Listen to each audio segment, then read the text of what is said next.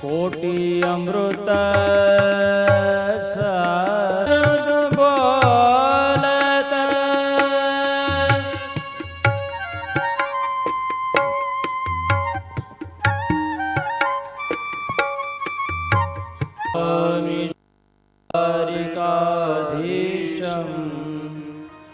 શોભયા નિત્ય સેવિતમ શંખ ચક્રાદિ સંયુક્તમ ઘનશ્યામં ચતુર્ભુજમ પ્રભુર્નંદ કુમારો મે સ્વામિની વૃષભાનુજા કૃતાર્થોહમ કૃતાર્થોહમ કૃતાર્થોહમ ન સંશય ચિંતા સંતાનહંતારો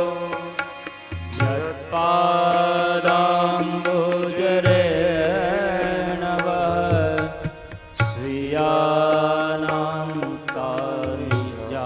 સ્વીયાનાંતારિજાચાર્ય પ્રણમામિ મુહુર્મુહુઃ યદનુગ્રહતો જન્તુ સર્વદુઃખાતિગો ભવેत् તમહં સર્વદા વંદે શ્રીમદ્વલ્લભનંદનમ અજ્ઞાનતિમિરાન્ધસ્ય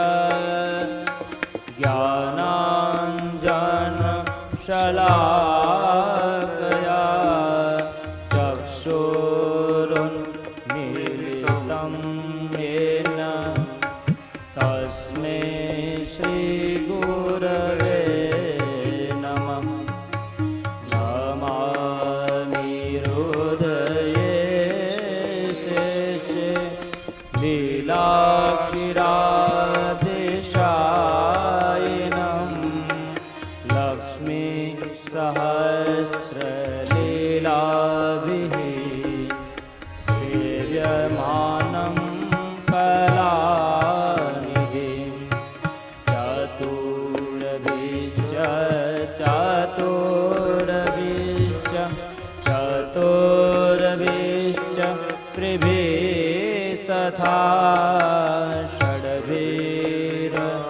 ષડભિર્વિરાજતે યોऽસો પંચધારુદયે મમ પંચધારુદયે મમ પંચધારુદયે મમ શ્રી ગોવર્ધનનાથ પાદયુગલમ હૈયં ગવીनं પ્રિયં નિત્યં શ્રીમથુરાધિપં સુખકરં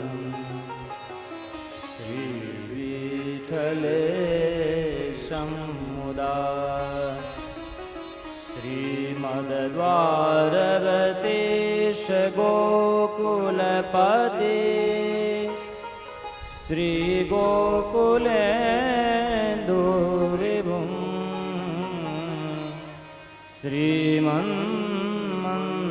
શ્રીમન્મથમોહनं નટવરં શ્રી બાલકૃષ્ણં ભજે શ્રીમદ્વલ્લભ વિઠ્ઠલો ગિરિધરં ગોવિંદરાયાવિદં શ્રીમદ્ બાલકૃષ્ણ ગોકુલપતિ નાથં રઘૂણાં તથા એવં શ્રી યદુનાયકં किल घन श्यामं च तद्वंशजा कालिन्दीं स्वगुरुं गिरिं गुरुविभुं श्रियकभूश्च स्मरे पुष्टिमार्गीय सर्वज्ञ करुणारसपूरितः श्रेष्ठफलप्रदाता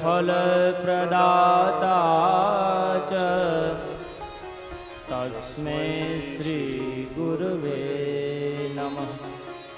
तस्मै श्रीगुरुवे नमः। तस्मै श्रीगुरुवे नमः।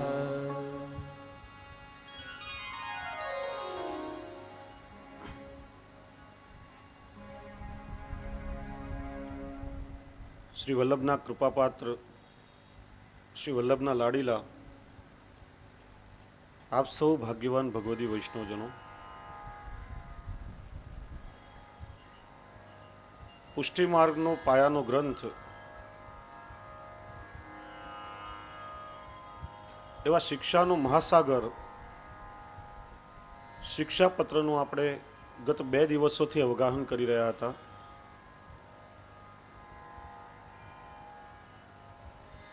પ્રથમ શિક્ષાપત્ર એ પુષ્ટિજીવોના શુદ્ધિકરણ માટે છે અને પ્રથમ શિક્ષાપત્રનો આશ્રય કરી 41 શિક્ષાપત્રોનો આધાર લઈ આ 5 દિવસોમાં આપણે પોતાના સ્વરૂપને ઓળખવાનું છે, પોતાની જાતને તપાસવાની છે. એક પુષ્ટિ માર્ગીય વૈષ્ણવ તરીકે આપણી શું જવાબદારી છે, આપણું શું કર્તવ્ય છે, કઈ દિશામાં આપણે ચાલી રહ્યા છીએ અને કઈ દિશામાં આગળ વધવાનું છે એનું ચિંતન કરશું.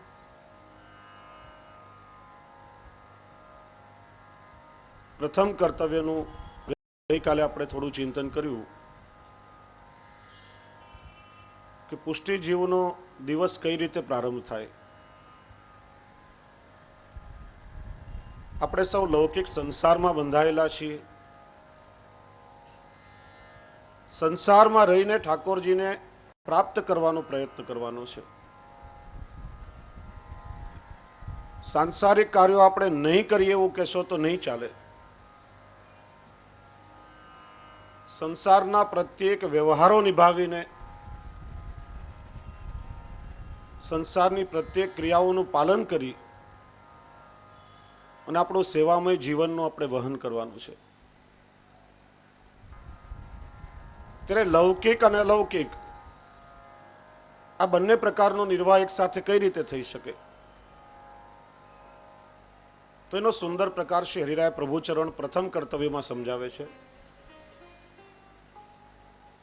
લૌકિક કાર્યો આપણે બધા કરીએ પણ અનાશ થયા, એમાં આસ્થા રાખ્યા વગર, લૌકિક કાર્યોમાં શ્રદ્ધા રાખ્યા વગર કે જ મારું સર્વસ્વ છે, એ કાર્યો વગર મને ચાલવાનું જ નથી, એ લૌકિક કાર્યોથી જ મારું ઈષ્ટ થશે, એવો કોઈ પણ ભાવ રાખ્યા વગર દરેક લૌકિક કાર્યો ભગવત પ્રીત્યર્થ કરવા. કાર્યો ગમે તે હોય પણ એ કાર્ય કરવા પાછળનો ભાવ જ્યારે આપણો બદલાઈ જાય ત્યારે ક્રિયાનું સબ્લિમેશન થાય છે, એનું ઉર્ધ્વીકરણ થાય છે અને ક્રિયા સ્વયં ભક્તિ બની જાય છે. એટલા માટે લૌકિક સંસારમાં જે પણ આપણા સગા સંબંધી, સ્નેહી, સ્વજનો છે, જેમની સાથે કાયમ રહેવાનું છે, જેમની સાથે બધો લૌકિક વ્યવહાર નિભાવવાનો છે, એ બધામાં જો આપણે લૌકિક ભાવ રાખશું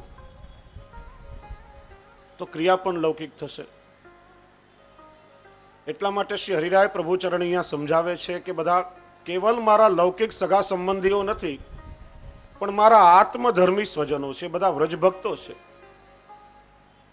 એ બધા જ બ્રહ્મ સંબંધી વૈષ્ણવો છે અને મારા અલૌકિક સંબંધીઓ છે, એવો ભાવ રાખશું તો એમના પાછળ ક્રિયા કરવાનો આખો આપણો આદર બદલાઈ જશે. કારણ કે ગૃહસ્થ આશ્રમમાં ઘણી વખત એવું થતું હોય છે, કેવલ આપણા અલૌકિક જીવનનું વહન આપણે કરીએ અને લૌકિકની જો ઉપેક્ષા કરવામાં આવે તો લૌકિકમાંથી અનાદર પણ થતો હોય છે, ઉપેક્ષા પણ થાય અને લૌકિકમાં ક્લેશનું કારણ પણ બની શકે. અને આપ સૌ વૈષ્ણવોને ઘણી વખત એનો અનુભવ થતો જ હશે.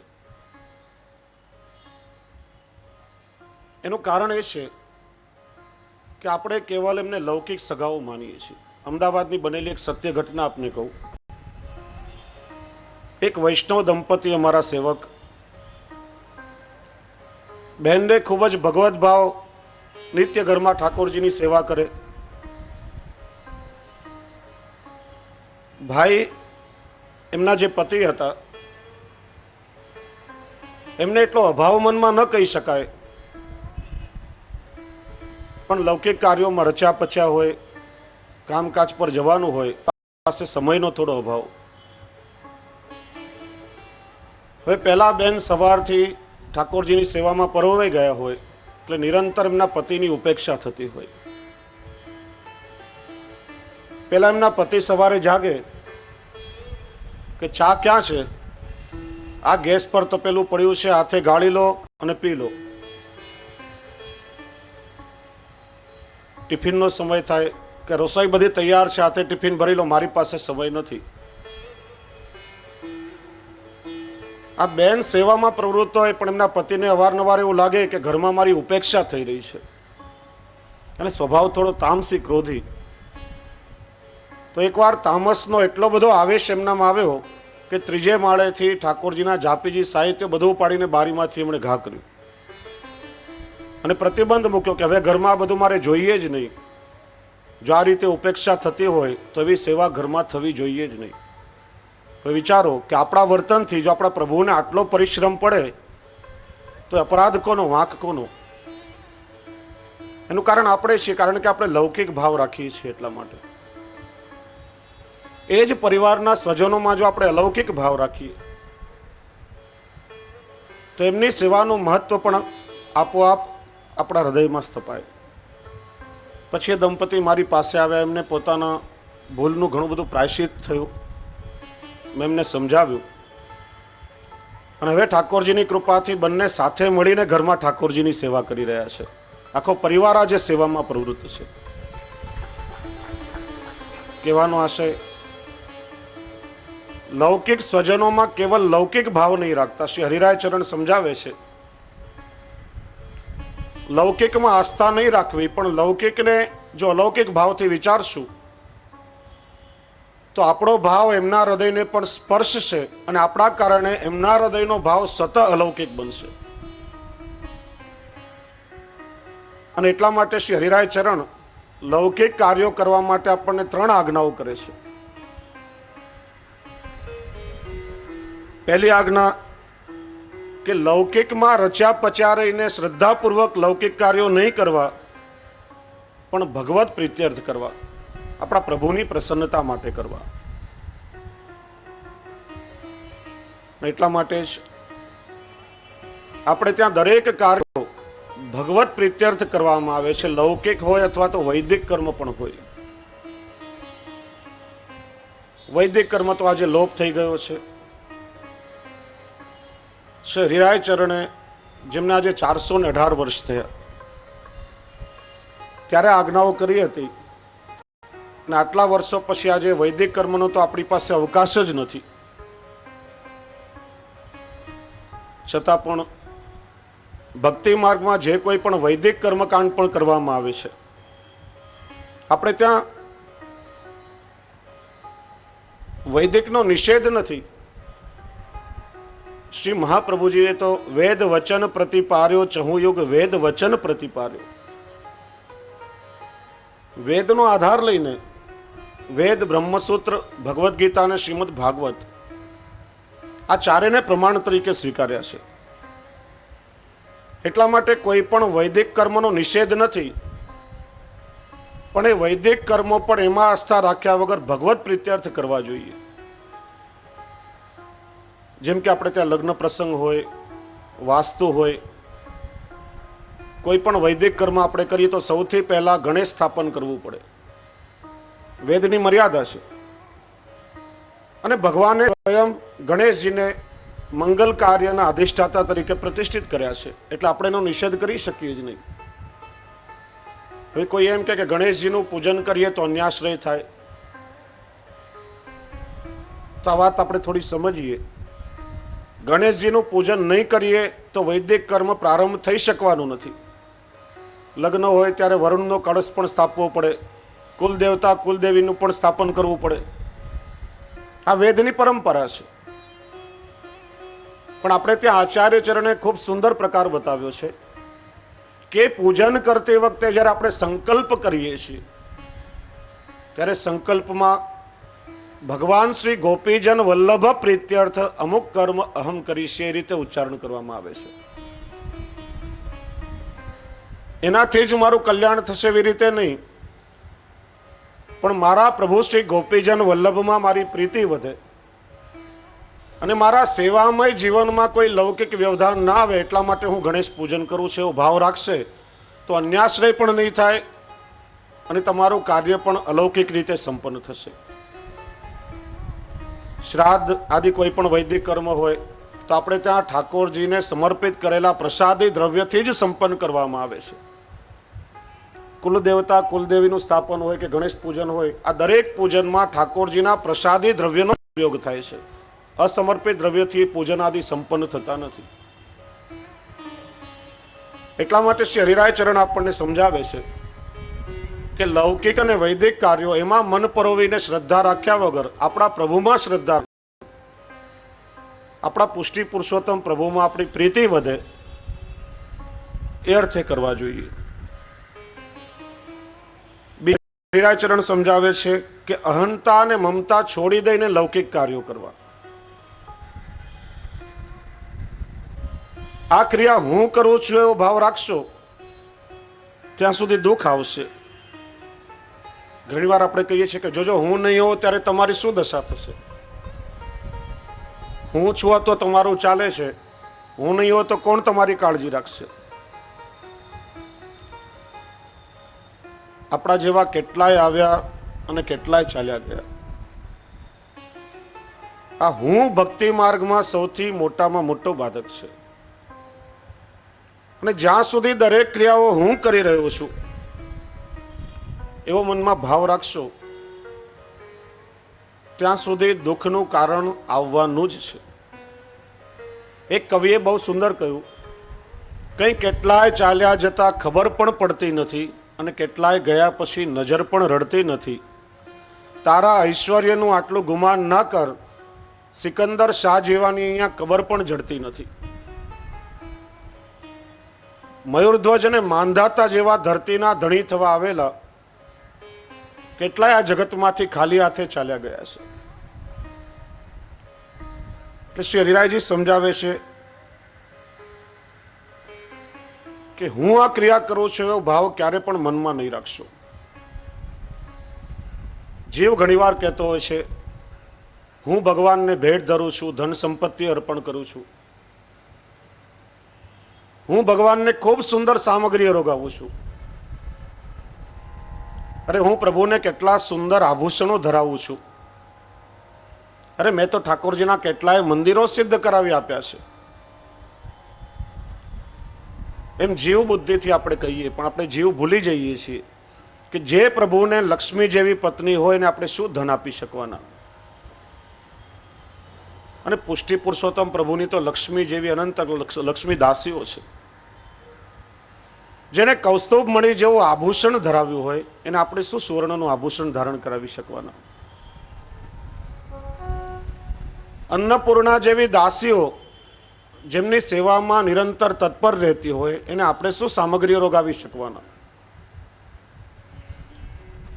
જે સ્વયં નંદાલયમાં બિરાજે છે, ગૌલોકમાં બિરાજે છે, એને આપણે કયું મંદિર બંધાવી આપવાના. અનંત વ્રજભક્તો જેમની સેવા કરવા માટે નિરંતર તત્પર રહેતા હોય, આપણે એમની શું સેવા કરી શકવાના? જીવ પ્રભુને શું આપી શકે? જીવ ઠાકોરજીને કેવલ ભાવની જ ભેટ ધરી શકે. જીવ પોતાનો ભાવ ઠાકોરજીને અર્પણ કરી શકે. એટલા માટે વિચારવું કે કોઈ પણ ક્રિયા જ્યારે થાય છે ત્યારે ઠાકોરજી આપણને નિમિત્ત બનાવીને કરી રહ્યા છે, આપણે કોઈ ક્રિયા કરતા નથી. ઠાકોરજી આપણા પર કૃપા વિચારી ત્યારે આપણાથી કોઈ સુંદર કાર્ય સંપન્ન થાય છે. નહીં તો આ જગતમાં અનેક પ્રકારના માનવીઓ છે, બધાને પ્રભુ સારું કાર્ય કરવા માટે નિમિત્ત બનાવતા નથી. અનેક વ્યક્તિઓના હાથે કેટલાય ખરાબ કાર્યો પણ થતા હોય છે. એટલા માટે હું કરું છું એવો ભાવ રાખશો અને કામ બગડશે તો દુઃખનું કારણ થશે. જે કંઈ મારાથી થાય છે એ ઠાકોરજી મારી પાસે કરાવી રહ્યા છે એવો ભાવ મનમાં રાખો. અને ત્રીજો શ્રી હરિરાય ચરણ બતાવે છે, પરિણામ ગમે તે આવે, લૌકિક ક્લેશ ક્યારે પણ કરવો નહીં. કારણ કે જ્યાં સુધી આ ક્રિયા હું કરું છું એવું મનમાં રાખશો ને પછી કામ બગડશે. કારણ કે આ જગતમાં પૂર્ણતા કેવલ પ્રભુમાં છે. કોઈ પણ વ્યક્તિ ક્યારે પણ પૂર્ણ હોઈ શકતો નથી. એટલે માણસ કોઈ પણ ક્રિયા કરે એમાં કંઈ ને કંઈ કચાશ કે અધુરાશ તો રહેતી જ હોય છે. અને કામ જ્યારે બરાબર ન થાય ત્યારે આપણને મનમાં ક્લેશ થાય, દુઃખ થાય કે હું આ કામ કરવા ગયો ને મારાથી આ કામ બગડી ગયું. પણ એ વખતે જો આપણે માનીએ કે આ પ્રભુએ જ આપણને કામ સોંપ્યું અને ઠાકોરજી એમની ઈચ્છા અનુસાર આપણી પાસે કરાવ્યું, તો પછી કોઈ પણ ક્લેશનું કારણ નહીં રહે. એટલા માટે લૌકિક ક્રિયાઓ કરતા પરિણામ ગમે તે આવે, સારું પરિણામ આવે અથવા વિપરીત પરિણામ પણ આવે, પણ ભગવદ ઈચ્છા માની અને ક્યારે પણ લૌકિક ક્લેશ ન કરવો.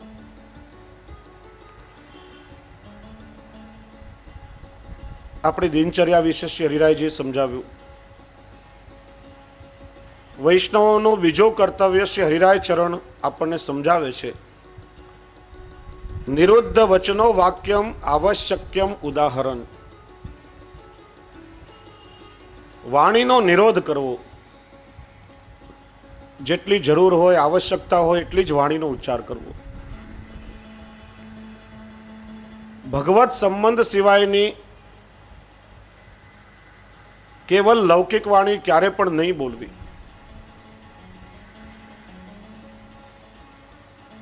સામાન્ય રીતે લૌકિકમાં પણ એવું કહેવામાં આવે છે કે માણસ જ્યારે જેટલું વધારે બોલતો હોય ત્યારે શરીરમાં પ્રચંડ ઉર્જા ઉત્પન્ન થાય છે અને માણસની ખૂબ શક્તિ વેડફાય છે. કોઈ આપણને પૂછે કે તમારે લાંબુ જીવવાની ઈચ્છા છે કે નહીં, ઘણીવાર આમ કંટાળીએ ને મનમાં ક્લેશ થતો હોય ત્યારે પણ એમ થાય કે જલ્દી ઉપર જતું રહેવું છે, પણ એવું લાગે કે થોડા સમયમાં જવાનું છે ત્યારે પાછી મનમાં ચિંતા શરૂ થઈ જાય, બસ આટલું જલ્દી જવું પડશે. લાંબુ જીવવાની ઈચ્છા બધાને જ હોય છે અને એટલા માટે વૈજ્ઞાનિકો કહે છે કે જેને લાંબુ જીવવું હોય એને ઓછામાં ઓછું બોલવું જોઈએ. અને આ વાતનો શિક્ષકોને ઘણે ભાગે અભ્યાસ હશે. શિક્ષકો શાળામાં બાળકોને નિરંતર ભણાવે અને પછી ઘરે આવીને કેટલો બધો થાક લાગતો હોય છે. અતિશય બોલવું એ પણ હાનિકારક છે. મર્યાદા માર્ગમાં વધારેમાં વધારે તમે મૌન ધારણ કરો એવું કહેવામાં આવે છે. પણ મૌનની પરિભાષા પણ આપણે સમજવી જોઈએ. મૌન એવું પણ ન હોવું જોઈએ કે જેનાથી આપણને હાનિ થાય. અહીંયા શ્રી હરિરાય ચરણ મૌન માટે આજ્ઞા નથી કરતા, પણ સમજાવે છે કે વાણીનો નિગ્રહ કરો. આવશ્યક હોય જરૂર પૂરતી વાણીનો ઉચ્ચાર કરો. એકવાર એક ઘરમાં પતિ અને પત્નીએ અબોલા લીધા. સાપ્તાહિક મૌન, બંને સાથે બોલે જ નહીં. હવે ઘરનું કામકાજ તો કરવું પડે, તે બંને એકબીજાને પેલી પાટી રાખેલી એમાં લખીને વાત કરે. એક વાર પેલા ભાઈને બહારગામ જવાનું થયું. સવારે 6 વાગ્યાની ટ્રેન પકડવાની હતી, 5 વાગે એમને જાગવાનું હતું. પાટીમાં લખીને પત્નીને કહ્યું કે સવારે 5 વાગે મને જગાડજે. બીજા દિવસે પેલા ભાઈ સવારે જાગ્યા તો ઘડિયાળમાં 8 વાગ્યા હતા, ટ્રેન ક્યારની ચૂકાઈ ગઈ હતી. મનમાં ક્રોધ આવ્યો, પણ ઉઠીને જોયું તો પેલી પત્નીએ પાટી પર લખ્યું હતું કે 5 વાગી ગયા, જાગી જજો. આવું મૌન પણ શું કામનું? મૌનનો અર્થ છે કે વાણીનો નિગ્રહ કરવો. લૌકિકમાં આવશ્યક હોય, કોઈ કાર્ય કરવા માટે જેટલી વાણીનો પ્રયોગ કરવો પડે એટલા જ શબ્દોનો ઉચ્ચાર કરવો. એક શબ્દ બોલીને કામ ચાલતું હોય તો ત્યાં 2 શબ્દ બોલવાની જરૂર શું? અને કેવલ ઈશારાથી જો કામ પતી જતું હોય તો એક શબ્દ બોલવાની પણ કોઈ આવશ્યકતા નથી. અને આ જગતમાં જેટલો પણ કકળાટ છે, જે પણ ક્લેશના કારણો છે, એ કેવલ માણસની જીભને કારણે થાય છે. એટલા માટે જીભ ઉપર માણસે ખૂબ જ સંયમ રાખવો જોઈએ. અને જો વાણીનો નિગ્રહ છૂટી જાય, વાણી દ્વારા અવિવેક થાય, તો એનાથી મુખરતા દોષ લાગે છે. અવારનવાર આપણે મુખરતા દોષ વિશે શ્રવણ કર્યું હશે. જેમ રોગનું મૂળ ખાંસી, માણસને ઉધરસ આવે એટલે સાવધાન થઈ જવું જોઈએ. ઉધરસને જો માણસ કંટ્રોલમાં નહીં કરે તો એમાંથી ઘણા બધા રોગો વખરી શકે. એમ દોષોની શરૂઆત આ મુખરતા દોષથી થાય છે. માણસ જ્યારે મુખર બની જાય, ગમે તેવો બબડાટ કરવા લાગે, તો એનાથી માણસના દોષોનો પ્રારંભ થાય છે. અને ખાસ કરીને બહેનોએ તો એ વસ્તુ માટે બહુ કાળજી રાખવી જોઈએ. કારણ કે તો કુદરતી વરદાન મળેલું છે. મહાભારતમાં પ્રસંગ તમે સાંભળ્યો હશે કે મહાભારતના યુદ્ધમાં અર્જુને જ્યારે કર્ણનો વધ કર્યો ત્યારે કુંતા માતા ખૂબ જ અશ્રુપાત કરવા લાગ્યા. યુધિષ્ઠિર માતાને કહે છે કે માતા, તમારા ઉપર દુઃખ શા માટે છે? આજે તો આપણો સૌથી મોટામાં મોટો શત્રુ અણાયો, એનો આનંદ તમને હોવો જોઈએ. ત્યારે કુંતાજીએ રહસ્ય ખોલ્યું છે કે બેટા, એ તમારો શત્રુ નહીં હતો, પણ તમારો સૌથી મોટો ભાઈ હતો. ત્યારે યુધિષ્ઠિરને પણ મનમાં ગ્લાનિ થઈ છે કે અરે માતા, આટલું મોટું રહસ્ય તમે મારાથી સંતાડી રાખ્યું. એક ભાઈના હાથે ભાઈનું વધ થઈ ગયું, ત્યાં સુધી તમે રહસ્ય ખોલ્યું નહીં. આ રહસ્ય જો તમે પહેલા ખોલી નાખ્યું તો મહાભારતનું યુદ્ધ જ કદાચ નહીં થાત. કારણ કે દુર્યોધને અર્જુનના બળના કારણે તો આ યુદ્ધ કર્યું છે. ત્યારે યુધિષ્ઠિરે કુંતા માતાને શ્રાપ આપ્યો કે આજથી હું તમને શ્રાપ આપું છું કે દુનિયાની કોઈ પણ સ્ત્રી કોઈ પણ ગુપ્ત રહસ્ય પોતાના પેટમાં ક્યારે પણ રાખી શકશે નહીં. અને એટલા માટે તમે જુઓ કે કોઈ પણ વાત આ સમાજમાં જ્યારે આમ તાત્કાલિક ફેલાવી હોય ત્યારે કોઈ બહેનને કહો કે આ વસ્તુ ગુપ્ત છે, કોઈને કહેતા નહીં, એટલે ક્યારે પણ પેટમાં ટકે નહીં, તરત જ એકબીજાના કાનમાં કહેવાનું ચાલુ થઈ જાય. અને એમાં સાવ તાત્કાલિક કલાક 2 કલાકમાં સમાચાર જો ફેલાવા હોય તો થોડું ભારપૂર્વક કહેવાનું કે એકદમ રહસ્યની વાત છે, ભૂલથી પણ કોઈની પાસે જાય નહીં. ટીવીની ચેનલો તો કદાચ આજના સમાચાર સાંજે પહોંચાડે, પણ આ તો ઓન ધ સ્પોટ તાત્કાલિક સમાચાર આખા ગામમાં ફેલાય. એનું નામ છે મુખરતા દોષ. માણસ જ્યારે મુખર બની જાય, વાણીનો દુર્વ્યય થવા લાગે, અને આ વાત થોડી વૈજ્ઞાનિક રીતે પણ આપણે સમજીએ. વૈષ્ણવો, આપણા લોકોનું એક બહુ મોટું દુર્ભાગ્ય છે કે આપણા આચાર્ય ચરણો, આપણા ઋષિ મુનિઓ, આપણા ગ્રંથો જે આપણને અલૌકિક જીવન જીવવાની પદ્ધતિ સમજાવે છે, એને આપણે વેવલી વાતો માની અને સ્વીકારતા નથી. આ બધી જૂની વાતો છે, આ ડોસી શાસ્ત્ર છે, આ બધી વેવલી વાતો શું સાંભળવાની? પણ આપણી જ જીવન પદ્ધતિને, આપણી જ ક્રિયાઓને અમેરિકા કે યુરોપના વૈજ્ઞાનિકો ત્યાં લઈ જાય, એના પર સંશોધન કરે અને અમેરિકાના વિજ્ઞાનનો સિક્કો લાગે એટલે તરત જ આપણે એને માનવા માટે તૈયાર થઈ જઈએ. પહેલા તો આપણે એ સમજીએ કે આપણા આચરણ સાથે વિજ્ઞાન કઈ રીતે જોડાયેલું છે.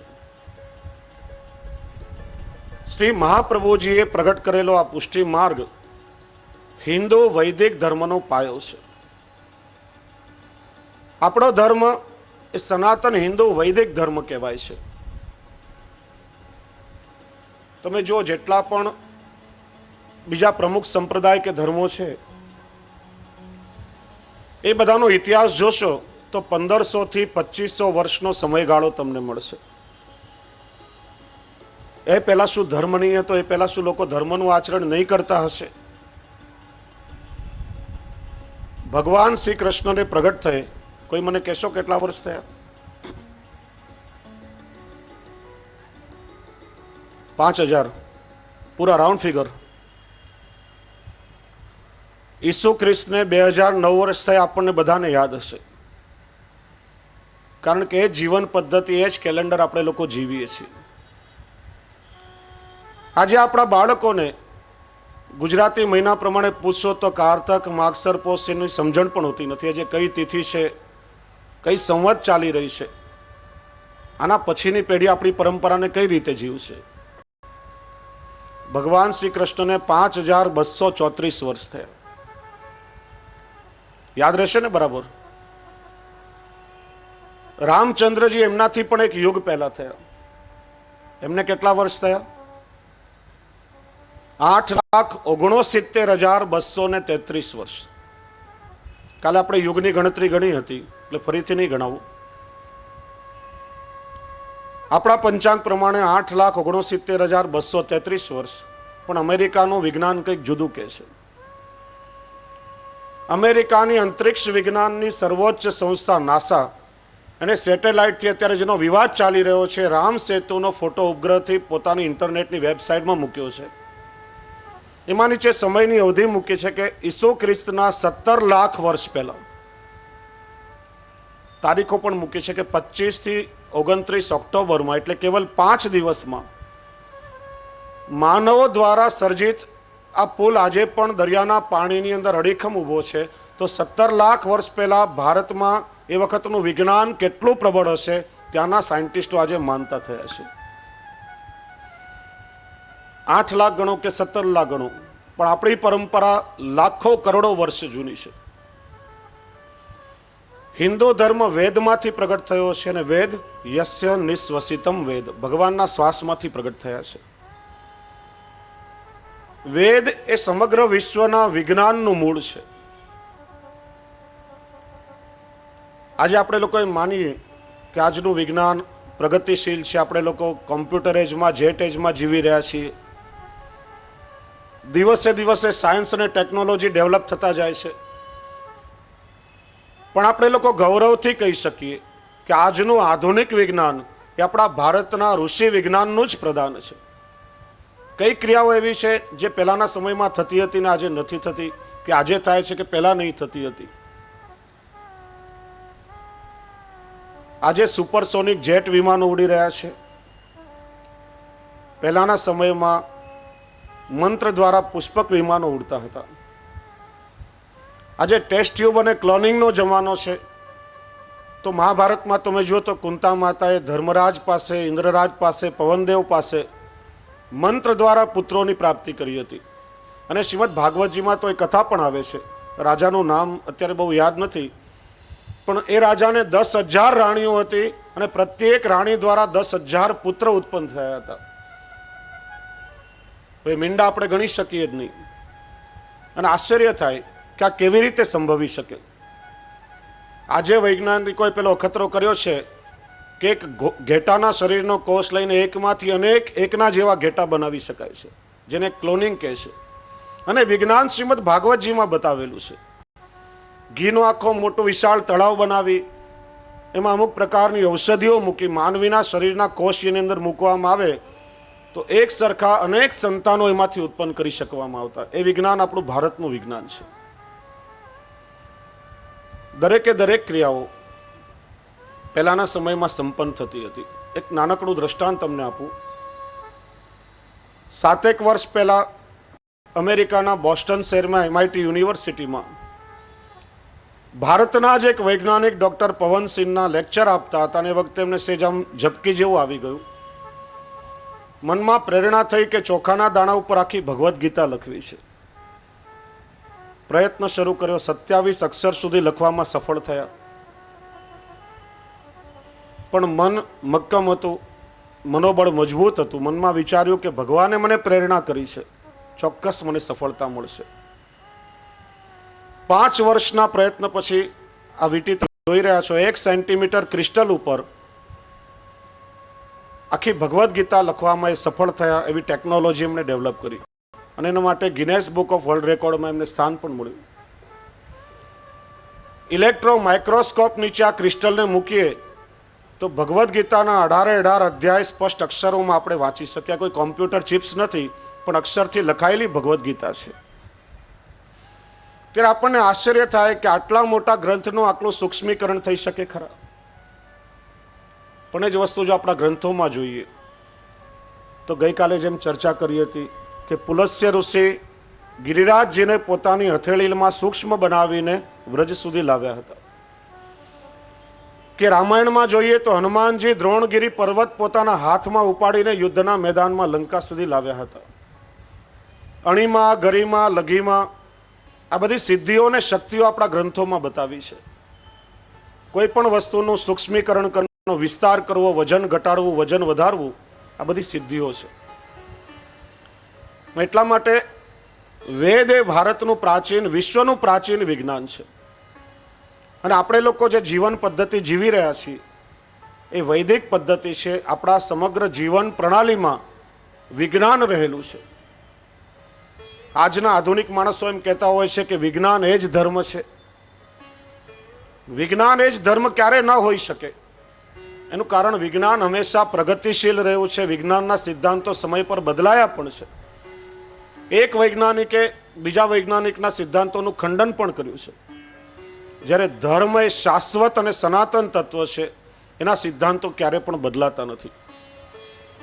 વિજ્ઞાન એ જ ધર્મ ન હોઈ શકે, પણ ધર્મની સાથે જોડાયેલું એક અંગ વિજ્ઞાન જરૂર હોઈ શકે.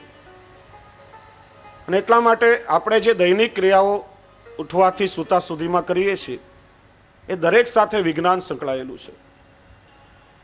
પણ આજે આપણા લોકોની દુર્દશા એવી થઈ, સંસ્કૃત ભાષા આજે લુપ્ત થઈ. કારણ કે અઘરી લાગવાના કારણે આપણે લોકોએ ભણવાનો પ્રયત્ન નહીં કર્યો. બ્રાહ્મણોએ પણ કર્મકાંડના સાધનો તરીકે ખાલી એને સુરક્ષિત રાખી. પણ તમને આશ્ચર્ય થશે કે જર્મનીમાં 3જા ધોરણથી બાળકોને સંસ્કૃત કમ્પલસરી ભણાવવામાં આવે છે. આખા વિશ્વની સૌથી મોટી સંસ્કૃત રિસર્ચ ઇન્સ્ટિટ્યૂટ જર્મનીમાં આવેલી છે. ત્યાંના લોકો જે આપણા ગ્રંથો, જેની પ્રતો આપણે નકામી સમજીને પસ્તીમાં નાખી દઈએ છીએ, જે સોમવારી બજારમાં કે પસ્તીમાં મફતના ભાવમાં મળતી હોય, એ અમેરિકા કે યુરોપના સાયન્ટિસ્ટો લાખો ડોલરની કિંમત ચૂકવી અને મૂળ હસ્તપ્રતો અહીંથી લઈ જાય છે. એના પર સંશોધનો કરી રહ્યા છે. અને ત્યાંના લોકોને હવે સમજણ પડી છે કે ભારતની જીવન પદ્ધતિ, ભારતની સંસ્કૃતિ એ વિશ્વની સૌથી પ્રાચીનમાં પ્રાચીન સંસ્કૃતિ છે. એટલે એના જીવન પ્રણાલીમાં કેટલાય ઊંડા રહસ્યો સંકળાયેલા છે. આજે આપણી પદ્ધતિ પર સંશોધન કરી આપણી જીવન પદ્ધતિ ત્યાંના લોકો સ્વીકારી રહ્યા છે. આજે અમેરિકા અને યુરોપની ધોળી ચામડીવાળી પ્રજા, ત્યાંના પુરુષો ધોતી પહેરતા થયા, તિલક કરતા થયા, ગળામાં તુલસીની માળા પહેરતા થયા, ત્યાંની બહેનો સાડી પહેરતી થઈ, માણસો આજે શિકાર રાખતા થયા. અને આપણે લોકોએ શું કર્યું? ફેશન અને આધુનિકતાના નામે જે વાતોને લોકો તરછોડી રહ્યા છે, જે વાતોને આજે લોકો છોડી રહ્યા છે, ફેશનના નામે આપણે લોકો વળગી રહ્યા છે. અને આ ફેશન પણ આજે ક્યાં સુધી જઈને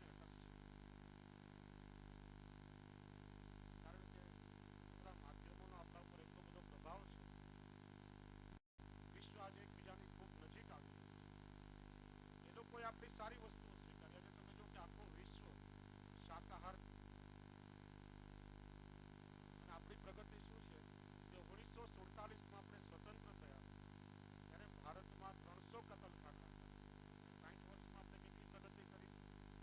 આજે 36,021 કતલખાનાઓ ભારત દેશમાં. આખું વિશ્વ આજે વ્યસન મુક્તિ તરફ જઈ રહ્યું છે. આપણા દેશમાં નાના નાના બાળકો અને મહિલાઓ, બહેનો પણ ગુટકા, તમાકુ, બજર, ચીકણી, આવા બધા વ્યસનોને વળગી રહ્યા છે અને પોતાનું અમૂલ્ય જીવન બરબાદ કરી રહ્યા છે. હંમેશા જીવનમાં સારી વસ્તુનો સ્વીકાર કરવો. આપણી અનેક પદ્ધતિઓ પર ત્યાં સંશોધન થયા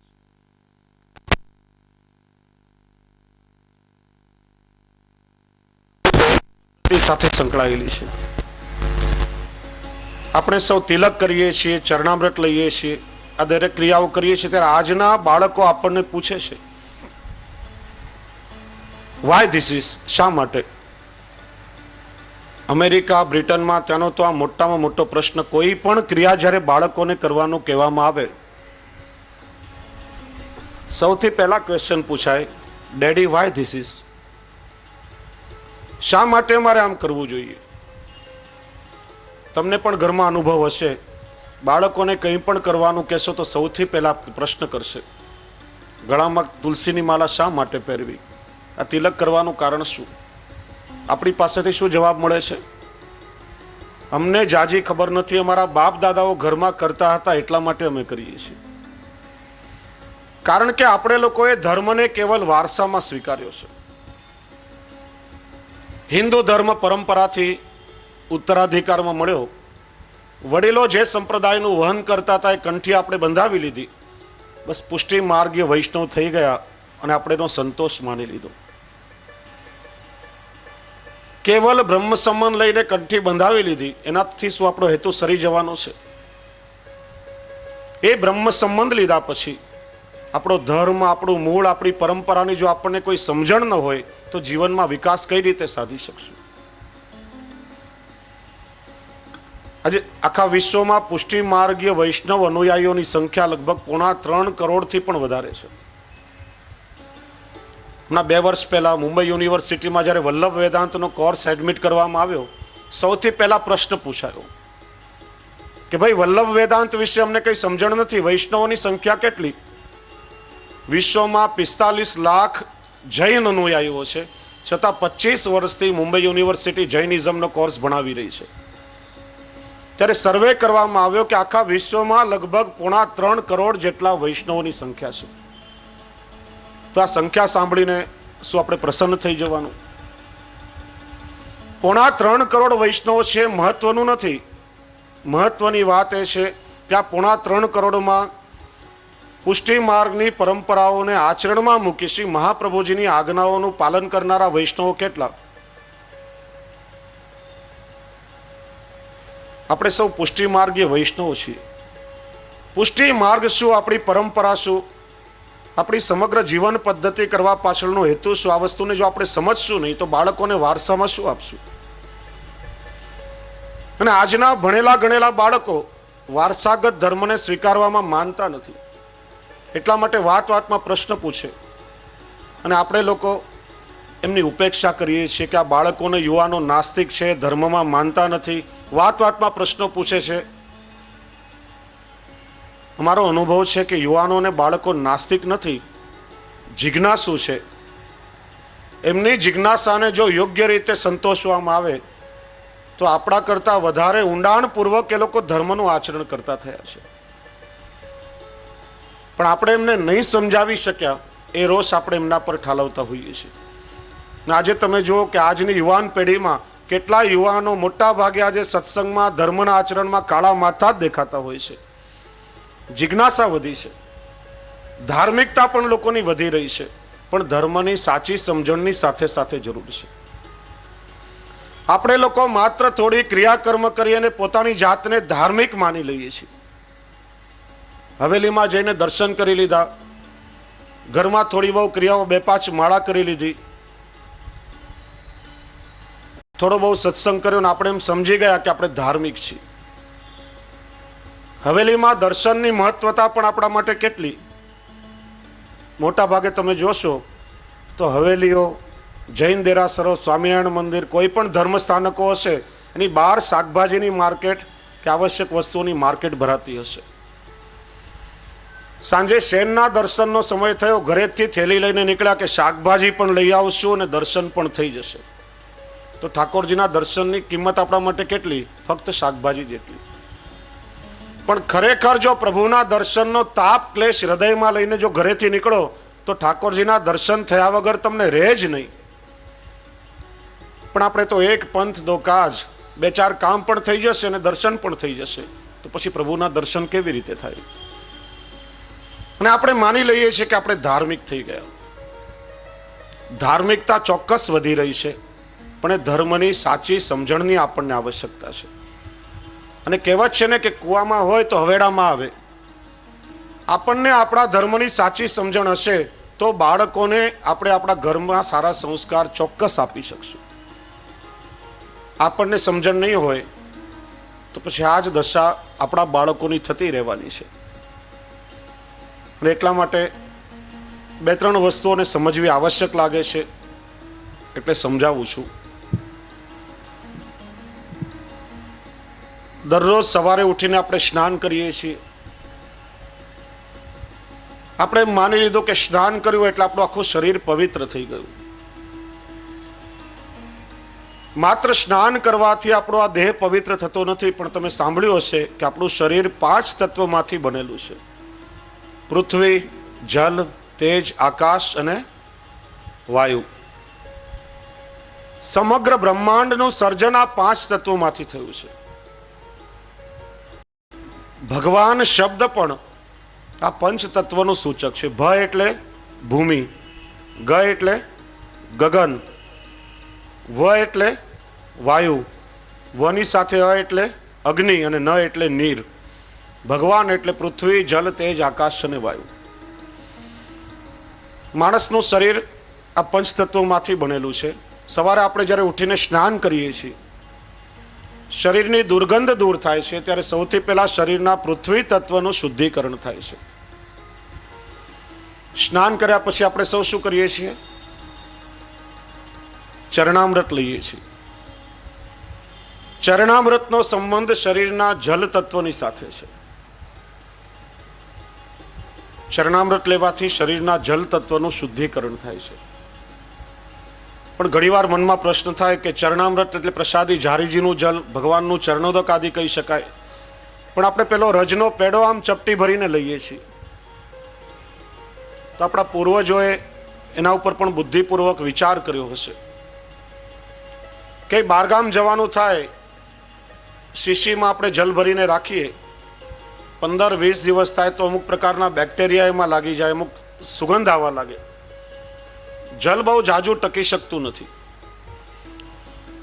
ત્યારે એનો પર્યાય શોધાયો કે જે વ્રજની રજ છે, જેની ગઈકાલે આપણે ચર્ચા કરી હતી. ભગવાન શ્રી કૃષ્ણના ચરણોથી સંપાદિત એ વ્રજરજને નાથદ્વારા લઈ જઈ શ્રીનાથજીનું પ્રસાદી ઝારીજીનું જલ એમાં પધરાવી અને પછી એમાંથી પેલા પેડા બનાવવામાં આવે છે. ભલે આમ ચપટી રજની આપણે લઈએ તો પ્રભુના ચરણની રજ છે જ, ને સાથે મૂળેમાં રહેલું શ્રીજી બાવાનું પ્રસાદી ઝારીજીનું જલ એ આપણા શરીરના જલ તત્વનું શુદ્ધિકરણ કરે છે. ચરણામૃત લીધા પછી ત્રીજી ક્રિયા પ્રસાદી તુલસી આપણે લઈએ છીએ. તુલસીનો સંબંધ શરીરના અગ્નિ તત્વની સાથે છે. એ આપણા અગ્નિ તત્વને પ્રદીપ્ત કરે છે અને એનું શુદ્ધિકરણ કરે છે. પ્રાચીન સમયમાં બાળકોને વૈષ્ણવ એવું કરતા કે તુલસી અને છાયડામાં સૂકવી, કારણ કે આયુર્વેદનો નિયમ છે કે ઔષધિને તડકામાં સૂકવીએ તો ઔષધિ ગુણ ચાલ્યો જાય, અને છાયડામાં સૂકવવામાં આવે અને પછી એનો બારીક પાવડર જેવો ભૂકો કરીને એક ડબ્બીમાં ભરી રાખવામાં આવે. ચરણામૃત લીધા પછી પ્રસાદી તુલસી ગ્રહણ કરવી, એનાથી અગ્નિ તત્વનું શુદ્ધિકરણ થાય. ચોથી ક્રિયા, આ બે ભ્રમરની વચ્ચે આજ્ઞા ચક્ર ઉપર આપણે સૌ પ્રસાદી કંકોથી તિલક કરીએ છીએ. આજ્ઞા ચક્ર એ વાયુ તત્વનું ઘનીભૂત સ્થાન છે. પ્રસાદી કંકુથી તિલક કરવાથી વાયુ તત્વનું શુદ્ધિકરણ થાય છે. અને તિલક કરવાના તો અનેક ગ્રંથોમાં અનેક વિધાન બતાવ્યા છે. ખાસ આપણે એને સમજવા જોઈએ. શુકન શાસ્ત્રમાં કહેવાય છે, ખાસ કરીને બ્રાહ્મણો અને વૈષ્ણવો માટે, કે ઘરમાંથી બહાર પ્રસ્થાન કરતા હોઈએ એ વખતે શૂન્ય મસ્તક એટલે તિલક વગરનો કોઈ માનવી સામે મળે તો પણ મોટું અપશુકન થયું કહેવાય. આપણે લોકો જે તિલક કરીએ છીએ એને ઉર્ધ્વ પુંડ્ર તિલક કહેવામાં આવે છે. શૈવ પરંપરામાં ત્રિપુંડ, શાક્ત પરંપરાઓમાં ચાંદલો અને પ્રત્યેક વૈષ્ણવ પરંપરામાં જે બે ઊભી રેખા કરવામાં આવે છે એનું નામ છે ઉર્ધ્વ પુંડ્ર તિલક. આપણે પુષ્ટિ માર્ગીય વૈષ્ણવો જે ઉર્ધ્વ પુંડ્ર તિલક કરીએ છીએ એ ભગવાન શ્રી કૃષ્ણના ચરણારવિંદની આકૃતિ સ્વરૂપે મસ્તક પર ધારણ કરીએ છીએ. અને તિલક એ ભગવાનનું અભય ચિહ્ન છે.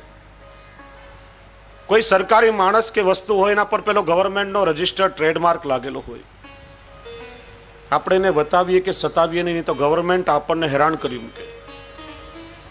એમ કહેવાય છે કે જે વ્યક્તિએ પોતાના મસ્તક ઉપર તિલક ધારણ કર્યું હોય એને ભગવાનનું અભય પ્રાપ્ત થાય છે. એને કોઈ પણ આસુરી તત્વો હેરાન કરવાની હિંમત પણ કરી શકતા નથી. અને ત્યાં સુધીનું વિધાન છે કે મસ્તક ઉપર તિલક ધારણ કર્યું હોય અને શરીરમાંથી પ્રાણ પણ છૂટી જાય તો એ તિલકના કારણે યમના દૂતો પણ એને સ્પર્શ કરવાની હિંમત કરી શકતા નથી. એટલું સામર્થ્ય આ તિલકમાં રહેલું છે.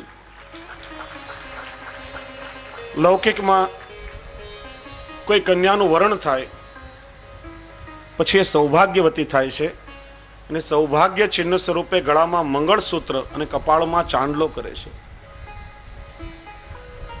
એમ આપણે પુષ્ટિજીવો જ્યારે બ્રહ્મ સંબંધ લઈએ છીએ ત્યારે અલૌકિક પ્રકારે ઠાકોરજીની સાથે આપણું વરણ થાય છે. ત્યારે તુલસીની માલા એ આપણું સમર્પણનું ચિહ્ન છે અને મસ્તક પર તિલક એ આપણું સૌભાગ્યનું ચિહ્ન છે. વૈષ્ણવોએ હંમેશા ધારણ કરવું જોઈએ. અને આપણા ગ્રંથોમાં ત્યાં સુધીનું વિધાન છે કે કોઈ પણ ભગવત કાર્ય અથવા વૈદિક કર્મ આપણે કરીએ, યજ્ઞ કરીએ, તમે જો ભાગવત કથામાં જાઓ, લગ્નમાં ગૌર મહારાજ સૌથી પહેલા કપાળમાં તમને ચાંદલો કરશે, પછી ક્રિયાનો પ્રારંભ થશે. એ રીતે જ્યારે ઠાકોરજીના મંદિરમાં દર્શન કરવા માટે જઈએ, ભગવત કથામાં સત્સંગ કરવા માટે જઈએ, કીર્તન મંડળીમાં જઈને બેસીએ, આપણા ગુરુદેવની સન્મુખ થઈએ ત્યારે મસ્તક ઉપર વૈષ્ણવોએ અવશ્ય તિલક ધારણ કરેલું હોવું જોઈએ. જેમ સૌભાગ્યવતી સ્ત્રી હોય તો એના ચાંદલા વગરનું મોઢું એના પતિને ગમતું નથી, એમ ઠાકોરજીની સન્મુખ પણ જો આપણે તિલક વગર જોઈએ તો ઠાકોરજીને પણ આપણું મુખ જોઈને અપ્રસન્નતા થાય છે. એટલા માટે ભગવત મંડળીમાં, ગુણગાનમાં, દર્શનમાં, ઠાકોરજીની સેવા કરતી વખતે, સત્સંગ કરતી વખતે મસ્તક પર વૈષ્ણવોએ તિલક અવશ્ય ધારણ કરેલું હોવું જોઈએ. તો આ તિલક કરવાથી વાયુ તત્વનું શુદ્ધિકરણ થાય અને પાંચમી ક્રિયા બધું કર્યા પછી આપણે નામ સ્મરણ કરીએ છીએ, જપ કે પાઠનો પ્રકાર કરીએ છીએ. અત્યારે હું જેમ બોલું છું ધ્વનિના તરંગો ચારે તરફ વાતાવરણમાં ફેલાય છે. એ રીતે જ્યારે પ્રભુના નામનું સ્મરણ કરીએ તો શરીરનો ખાલી ભાગ છે એનું નામ છે આકાશ તત્વ. પ્રભુના નામના ધ્વનિ તરંગો પ્રવાહિત થવાથી એનું શુદ્ધિકરણ થાય છે. આ પાંચ ક્રિયાઓ જ્યારે પૂર્ણ થાય ત્યારે સંપૂર્ણ પંચ મહાભૂતનું શુદ્ધિકરણ થાય છે. એક પણ ક્રિયા આપણે અધૂરી રાખીએ તો શરીરનું એ તત્વ અશુદ્ધ રહેતું હોય છે. તો કહેવાનો આશય, સમગ્ર જીવન પદ્ધતિ વિજ્ઞાનની સાથે સંકળાયેલી છે અને જો આપણે એને સમજીએ, સમજણપૂર્વક આચરણ કરીએ તો એમાં ઊંડાણ પણ હોય અને આપણે એના ગૌરવને પણ જીવી શકીએ. આપણે ચર્ચા કરતા હતા મુખરતા દોષની. થોડા સમય પહેલા અમેરિકામાં એના પર સંશોધન થયું કે આ મુખરતા દોષ એટલે શું. આપણે લોકો એમ માનીએ છીએ કે મોઢામાંથી જે શબ્દો આપણે બોલ્યા એ બોલાયા પછી શબ્દો પૂરા થઈ જાય છે અથવા તો ખલાસ થઈ જાય છે. પણ જેમ સિદ્ધાંત છે કે આ જગતમાં કોઈ પણ વસ્તુનો નાશ થતો નથી, રૂપાંતર માત્ર થાય છે. પદાર્થનું શક્તિમાં અને શક્તિનું પાછું પદાર્થમાં રૂપાંતર થાય છે. અને એ જ સિદ્ધાંત પર આ માઇક્રોફોન, ટેલિવિઝન, ટેલિફોન, રેડિયો આ બધાનું સંશોધન થયું છે. આપણા મોઢામાંથી બોલાયેલા એ શબ્દો ધ્વનિના તરંગોના રૂપમાં પરિવર્તિત થાય છે. માઇક્રોફોનમાં એ ધ્વનિ તરંગો એમ્પ્લીફાયરમાં જઈને સ્પીકરમાં પાછા તમે શબ્દના રૂપમાં એને સાંભળી પણ શકો છો. એમ અમેરિકાના વૈજ્ઞાનિકોએ સંશોધન કર્યું કે શબ્દોનું થતું શું હશે. ત્યારે એમણે પરીક્ષણ કર્યું કે આપણા મોઢામાંથી નીકળેલા શબ્દો 40 દિવસમાં આખી પૃથ્વીનું ભ્રમણ કરી અને જ્યાંથી એ શબ્દો બોલાયા હોય ત્યાં પાછા આવીને ઊભા રહે છે અને એના તરંગો માનવીના મસ્તિષ્કને અસર કરે છે. એનું પ્રમાણ શું? તો કે ઘણી વખત આપણે ટીવીની સામે બેઠા હોઈએ, મનપસંદ સિરિયલ ચાલી રહી હોય, ફેવરેટ ડિશ આપણી સામે હોય, ભાવતું ભોજન સામે હોય, બાળકો આમ કિલબિલાટ રમતા હોય, ઘરનું બધું વાતાવરણ આપણને ગમે તેવું છે, બધું જ અનુકૂળ છે, છતાં પણ આપણે કહીએ કે મારો મૂડ ખરાબ થઈ ગયો છે, મને કંટાળો આવે છે. બધી જ પરિસ્થિતિ અનુકૂળ હોવા છતાં પણ મૂડ બગડી જવાનું કારણ શું? તો કે 40 દિવસ પહેલા આપણા મોઢામાંથી નીકળેલા કોઈ એવા શબ્દો એના તરંગો આજે આવીને આપણા મસ્તિષ્કને અસર કરી રહ્યા છે અને એના કારણે માનવીનું મન બગડી જતું હોય છે. આપણને પોતાનેની અસર થાય છે. અને તમે કોઈને સારા શબ્દો કહેશો તો માણસને ગમશે, કોઈને તમે બે અપશબ્દ કહેશો, અપમાન કરશો તો તરત જ આમ મોઢું ચડી જશે, કોઈને પણ ગમતું નથી. અને સામેવાળો માણસ જો એનો સ્વીકાર નહીં કરે તો એ તરંગોની અસર તરત જ આપણા મસ્તિષ્કને થતી હોય છે. એનું નામ છે મુખરતા દોષ. વાણીનો વ્યર્થ દુરુપયોગ નહીં કરવો જોઈએ, પણ કોઈ કામ કરવા માટે જેટલી આવશ્યક વાણી હોય એનો ઉપયોગ કરો, એમ શ્રી હરિરાય ચરણ આપણને આજ્ઞા કરે છે. અને બાકીના સમયમાં મૌન ધારણ કરો. હવે મૌન ધારણ કરીને કરવાનું શું? આપણે કંઈ બોલતા નથી, એમને માણસ મોઢું બંધ કરીને ચૂપચાપ બેસી ગયો તો થશે શું? જાત જાતના સાચા ખોટા વિચારો આપણી અંદર આવશે. અને માણસનો સ્વભાવ છે કે નેગેટિવ થિંકિંગ, નિષેધાત્મક વિચાર માણસને સૌથી પહેલા આવે છે. ત્યારે મૌન રાખીને આપણે કરવાનું શું? તો શ્રી મહાપ્રભુજીના માટે આજ્ઞા કરે છે, તસ્માત સર્વાત્મના નિત્યમ શ્રી કૃષ્ણ શરણમ મમ વદદ ભિરેવ સતતમ.